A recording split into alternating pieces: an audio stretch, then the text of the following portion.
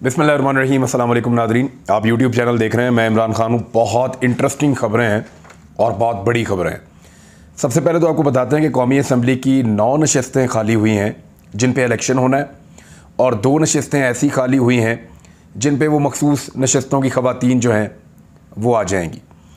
और यानी 9 नशस्तें खाली हो गई हैं और 2 मखसूस नशस्तों के ऊपर से इस्तीफ़ा मंजूर कर लिया गया है अरकान असम्बली का।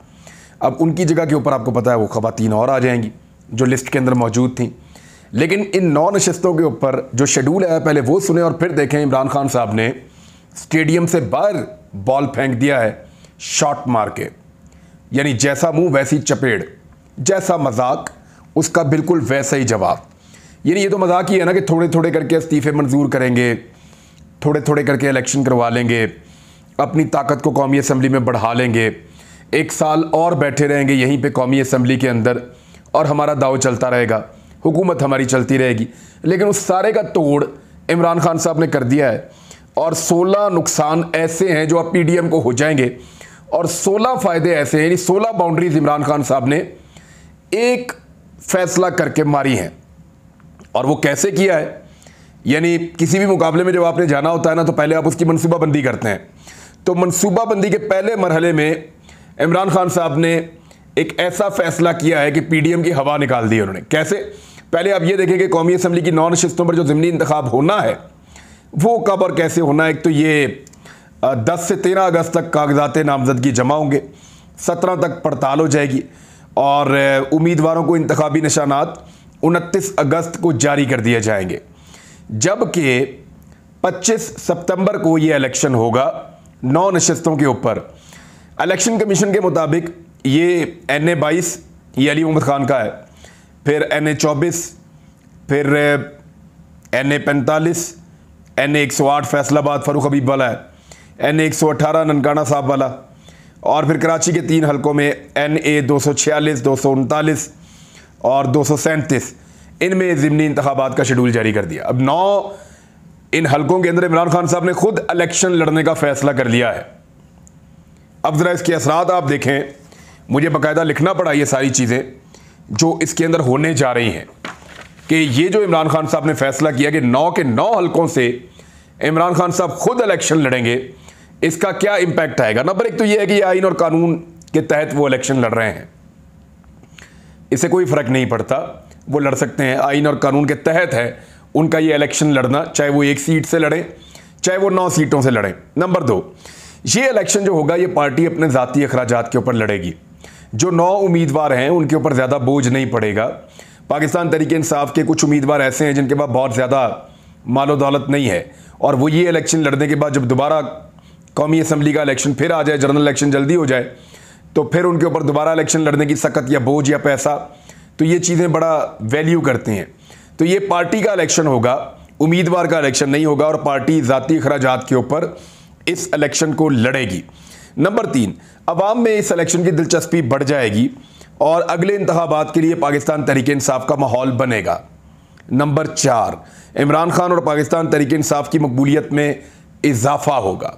जिस तरीके से इमरान खान साहब ये इलेक्शन लड़ रहे हैं, यानी उनके लोग यही कहते हैं ना कि वो कल्ले नु सारे पै गए ने, यानी उस अकेले को सारे इकट्ठे होकर पड़ गए हैं। 13 सियासी जमातें हैं, पाकिस्तान के ताकतवर लोग हैं, ताकतवर हल्के हैं, एस्टेब्लिशमेंट इमरान खान साहब के हक़ में नहीं है, पाकिस्तान के अंदर भी और पाकिस्तान के बाहर भी। और अभी तो एक सूबाई हुकूमत उनको वापस लेनी पड़ी, ऐसे ही माहौल में उनको वापस मिली है। तो ये जो है इमरान खान साहब और पाकिस्तान तहरीक इंसाफ की मकबूलियत में इजाफा होगा। और जो 2/3 अक्सरियत का इमरान खान साहब ने दावा किया है कि इंशाल्लाह वो 2/3 अक्सरियत लेंगे, उन्होंने कहा अपने मुँह से, ऐसे ही बोला उन्होंने, तो क्या वो 2/3 अक्सरियत ले पाएंगे, इसके ऊपर सवालात थे। लेकिन ये एक मोमेंटम अब बनता चला जाएगा इमरान खान साहब के 9 हलकों से इलेक्शन लड़ने की सूरत पे। नंबर 5, पीडीएम के गुब्बारे से मजीद हवा निकल जाएगी। यानी पीडीएम जो है वो अपना गुब्बारा बड़ी मुश्किल से फुलाते हैं, बड़ा करते हैं, उसमें से और हवा निकल जाएगी। कैसे मैं आपको बताऊंगा, लेकिन पीटीआई मजीद मुतहर्रिक होगी इस फैसले के नतीजे में। इमरान खान साहब ने जो 9 हलकों से अकेले इलेक्शन लड़ने का फैसला किया है। नंबर 6 ये है कि इमरान खान को नाअहल करने की जो ख्वाहिश है उसका ये एक बड़ा तोड़ है, क्योंकि वो तो खुद एक उम्मीदवार हैं। यानी इमरान खान साहब को अब इलेक्शन कमीशन भी बुला रहा है, FIA भी तहकीकात शुरू कर रहा है, तो एक दबाव इमरान खान साहब पे डाला जा रहा है। वो क्यों, वो आगे चल के मैं आपको बताता हूं कि एक्चुअली प्लान है क्या। नंबर 7, अगर वो अकेले 9 नशिस्तों पर कामयाब हो गए तो ये एक नया रिकॉर्ड बन जाएगा, एक नया वर्ल्ड रिकॉर्ड इमरान खान साहब के पास होगा। इससे पहले भी रिकॉर्ड इमरान खान साहब के पास है कि वो पाकिस्तान के कौमी असम्बली के 5 हलकों से अकेले इलेक्शन लड़े और 5 में उन्होंने फतह हासिल की। अब वो 9 में इलेक्शन लड़ रहे हैं, अगर वो 6 नशिस्तें भी जीतते हैं ये भी एक रिकॉर्ड है, लेकिन अगर वो 9 की 9 जीतते हैं तो ये तो बड़ा ऐसा वर्ल्ड रिकॉर्ड लग जाएगा जो फिर शायद नहीं टूटेगा। और ये नहीं चाहेगी हुकूमत इस वक्त PDM की जमातें कि वो ये रिकॉर्ड लगे। 8वां, फिर उनकी मर्जी है कि चाहे वो हलफ लें चाहे वो ना लें। यानी इमरान खान साहब ने 9 नशिस्तें जीत ली हैं, हलफ लेना चाहें तो ले लें, नहीं लेना चाहें तो ना लें, खाली रहने दें। वो चाहें तो जाकर इस्तीफे दे दें कि जी मैंने हलफ लिया, ये पड़ा मेरा इस्तीफा, मेरी सारी सीटें फिर फारिग। और वैसे भी जीतने के बावजूद ये 10वां नुक्ता है कि इमरान खान साहब ज़्यादा सीटें तो अपने पास रख नहीं सकते। जीतने की सूरत में भी उनके पास कौमी असम्बली की 1 सीट होगी, फिर उनकी अपनी वाली भी 1 सीट खाली हो जाएगी जो मियाँ वाली से है। अगर वो दोबारा हलफ लेंगे तो वो जो 8 सीटें हैं वो वापस फिर खाली हो जाएंगी, उनके ऊपर इलेक्शन होगा, इमरान खान साहब फिर जाके इलेक्शन लड़ेंगे। तो इस तरह इमरान खान साहब ने एक ऐसे जंजाल में फंसा दिया PDM को कि उनके पैसे भी लगेंगे, उनका जोर भी लगेगा, वो परेशान भी होंगे और उनकी मकबूलियत का ग्राफ गिरेगा भी। 11वां इसमें एक और चीज़ है कि जो इमरान खान साहब के बंदों को कमज़ोर करने की एक कोशिश हो सकती है या उन्हें सबक सिखाने का एक मकसद हो सकता है, वो पूरा नहीं हो सकेगा। कैसे? पूरा जोर इन्होंने लगाना था कि इमरान खान साहब के 9 में से 3-4 बंदों को हरा दें, उससे एक मोमेंटम तोड़ देना था पाकिस्तान तहरीक इंसाफ की मकबूलियत का। दूसरा, उन बंदों का कॉन्फिडेंस भी शेक कर देना था कि देखो ये हार गए हैं, अब वो एतमाद नहीं रहा पाकिस्तान तहरीक इंसाफ में, और फिर इन्होंने इलेक्शन में जाना था। वो वाला तोड़ भी इमरान खान साहब ने कर दिया। 12वां इमरान खान साहब ने फ़ायदा इससे ये उठाया कि इमरान खान का इलेक्शन पूरी पार्टी पूरा जोर लगाकर लड़ेगी, डिवीजन नहीं होगा पार्टी के अंदर और बगैर इख्तलाफात के लड़ेगी। हर हल्के में 1 से ज़्यादा उम्मीदवार सोच रहे होते हैं कि मुझे यहाँ से टिकट मिले, मुझे मिले, हर एक की अपनी ख्वाहिश होती है। लेकिन जब पार्टी का चेयरमैन खुद इलेक्शन लड़ रहा है हर हल्के से, तो फिर वो सारे के सारे उम्मीदवार जो हैं वो जोर लगाएंगे। वो सारे के सारे उम्मीदवार जो हैं, जितने भी लोग हैं पार्टी के, वो यकसू होकर जोर लगाएंगे और इमरान खान साहब का पूरा साथ देगी पार्टी इख्तलाफात के बगैर। 13वां नुकता यह था कि इमरान खान की मकबूलियत इस बात को साबित कर देगी कि लोग पाकिस्तान के उन्हें सादिक और अमीन समझते हैं। यानी पाकिस्तान के लोग ये समझते हैं कि ये आदमी सादिक और अमीन है, तो इदारों के लिए मुमकिन नहीं रहेगा कि उनको उठा के और नाअहल कर दें या सादिक और अमीन उनको ना समझें। हालांकि एक सर्टिफिकेट का मामला है और वो कुछ भी नहीं है। फिर 14वां इसके अंदर एक नुकता यह है कि एक तो तकनीकी लिहाज से इमरान खान साहब को निकालना मुमकिन नहीं रहेगा, नामुमकिन जैसा ये हो जाएगा। अगर पाकिस्तान तहरीक इंसाफ का कोई उम्मीदवार कमज़ोर था तो भी पाकिस्तान तहरीक इंसाफ के कामयाब होने के ज़्यादा इम्कानात हो जाएंगे इस सूरत में। और 15वां नुकता यह है कि फजलुर रहमान, असफंद यार वली, आफ्ताब शेरपाव और इसी तरह बहुत सारी क़यादत ऐसी है PDM की जमातों की जिनके ऊपर ये दबाव होगा कि आओ आके लड़ो ना इलेक्शन। इमरान खान लड़ रहा है ना इलेक्शन, फजलुर रहमान आए आकर मुकाबला करें, असफंद यार वली आए आकर मुकाबला करें, आफ्ताब शेरपाव आए, पाकिस्तान की जमातें बड़ी तगड़ी जमातें हैं, 4 सद्दा में भी इलेक्शन हो रहा है, आओ और आकर लड़ो इलेक्शन। ये चैलेंज जो है ये इमरान खान साहब की पार्टी उनको करेगी और इससे उनको मजीद डैमेज होगा। 16वां यह है कि बार बार जो ये जो ड्रामा किया जाएगा, बार बार जो प्लान है कि फिर 10 इस्तीफे मंजूर कर लिए, 8 कर लिए, बार बार इलेक्शन करवाया पाकिस्तान में, इस ड्रामा से भी बाज आ जाएगी PDM और वो बार बार ये ड्रामा नहीं करेगी और इस्तीफों की मंजूरी वाला ड्रामा बहुत हद तक बंद हो जाएगा। तो ये वो चीज़ें हैं जो इमरान खान साहब ने की हैं। अब कुछ मुतालबात है मैं आपके सामने रख देता हूँ पाकिस्तान तहरीक इंसाफ के। पाकिस्तान तहरीक इंसाफ ने हुकूमत को 1 महीने के अंदर असम्बलियाँ तहरील करने का अल्टीमेटम दे दिया है। वैसे हुकूमत ने जो ऑफ़र की थी कि पंजाब और खैबर पख्तूनख्वा की असम्बलियाँ आप तोड़ दें, उस पर जवाब इमरान खान साहब ने दिया है, वो मैं आपको अभी आगे चल के देता हूँ। लेकिन तहरीक इंसाफ ने अल्टीमेटम दे दिया हुकूमत को कि 1 माह के अंदर अंदर असम्बलियाँ तहलील कर दें। तहरीक इंसाफ के रहनुमा फवाद चौधरी ने और बाकी लोगों ने मिलकर ये प्रेस कॉन्फ्रेंस की है और उन्होंने कहा बहुत वक्त दिया मौजूदा हुकूमत को, अब ये इंतखाबात के लिए तैयार नहीं है, इन्हें अब मज़ीद वक्त नहीं दे सकते। तो अग्रेसिव सियासत हो गई है पाकिस्तान तहरीक इंसाफ की एक मरतबा फिर। उन्होंने कहा कि 48 घंटों में इस्लामाबाद में बड़े जलसे की तारीख का ऐलान किया जाएगा, जिसमें असम्बलियों की तहलील के लिए हुकूमत को डेडलाइन हम दे देंगे, अगले 48 घंटे में ऐलान करने वाले हैं। फिर उन्होंने कहा कि कल बयान दिए गए कि सूबाई असम्बली तोड़ दें, इंतखाबात कराने के लिए तैयार हैं, लेकिन इसके बाद से कोई वाज़ेह पैगाम या बयान नहीं दिया गया।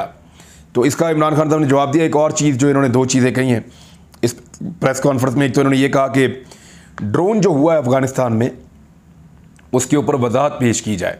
जो ड्रोन हमला हुआ अफ़गानिस्तान में उसके ऊपर हुकूमत पाकिस्तान या पाकिस्तान का जो ISPR का डिपार्टमेंट है वो फिर ये बताएं अब कि ये कैसे हुआ, क्या पाकिस्तान की एयर स्पेस इस्तेमाल हुई या नहीं हुई, जिसमें अज़वाहिरी को वहाँ पे मारा गया है अमेरिकन की जानिब से।